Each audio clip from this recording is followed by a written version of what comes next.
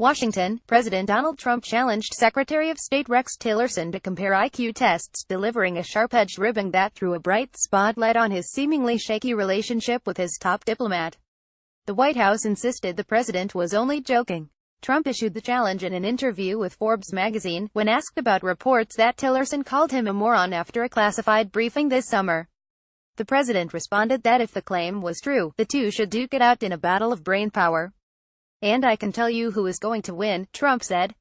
The White House and the State Department suggested Tuesday that the president was simply trying to make light of what they describe as inaccurate reports of tension. But coming amid increasingly public signs of strain between the president and Tillerson, the remark landed with a distinct tint of malice.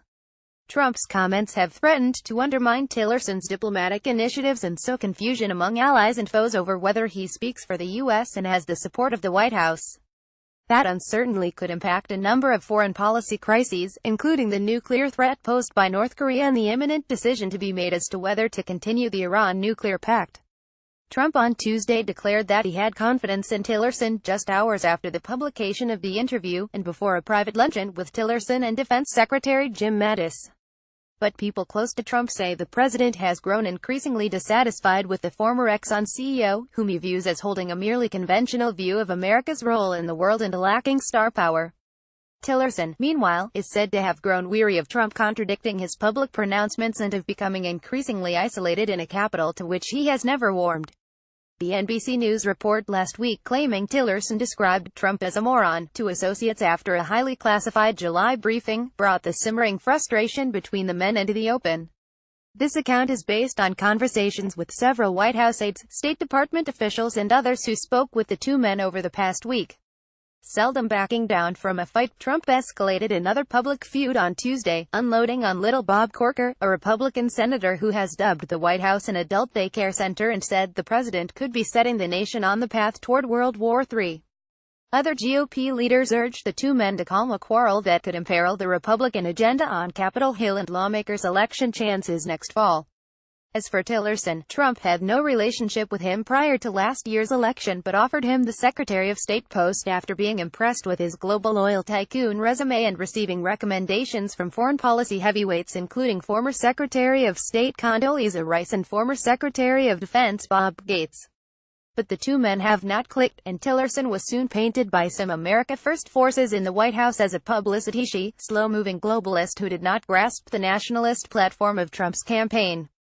In particular, Trump has been irked by Tillerson's advocacy of staying in both the Paris climate deal and the Iran nuclear pact, and has complained to associates that he does not like how Tillerson candidly voices his disapproval to the president in meetings, according to White House officials and outside advisors. Trump empowered his son-in-law, senior advisor Jared Kushner, to spearhead the administration's efforts at Middle East peace, stripping the State Department of what is usually a major priority.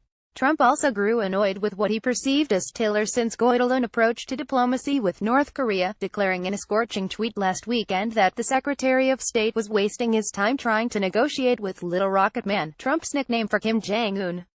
The president was also angry with Tillerson's remarks after Trump declared there were fine people on both sides of the clashes in Charlottesville, Virginia, between white supremacists and anti-racist demonstrators that left one person dead, according to two people familiar with the Trump's beliefs but not authorized to discuss private conversations.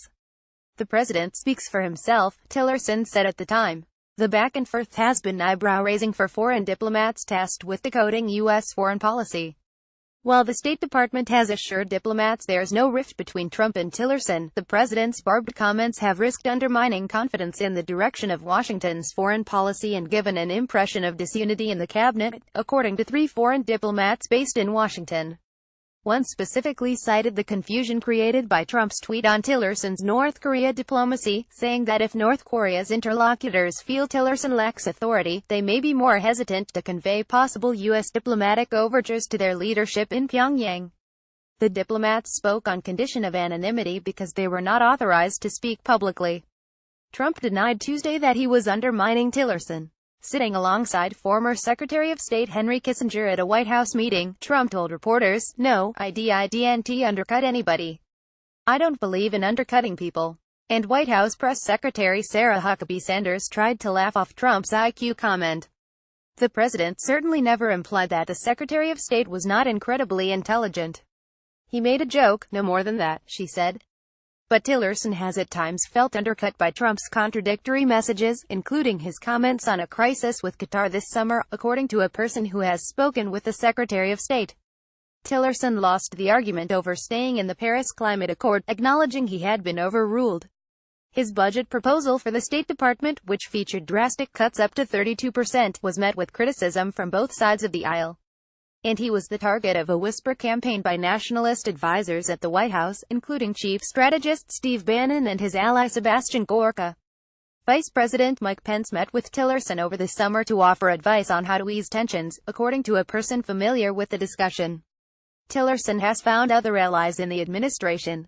He and Defense Secretary Mattis took the lead this summer in organizing a highly classified briefing for Trump at the Pentagon, at which military, diplomatic and intelligence officials sought to make the case for retaining a robust U.S. presence in Afghanistan and other far-flung locales.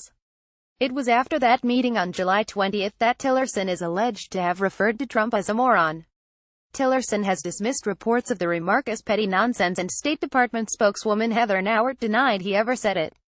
But the meeting resulted in a rare win for Tillerson, as Trump committed to maintaining and slightly growing American forces in Afghanistan, LeMaire reported from New York.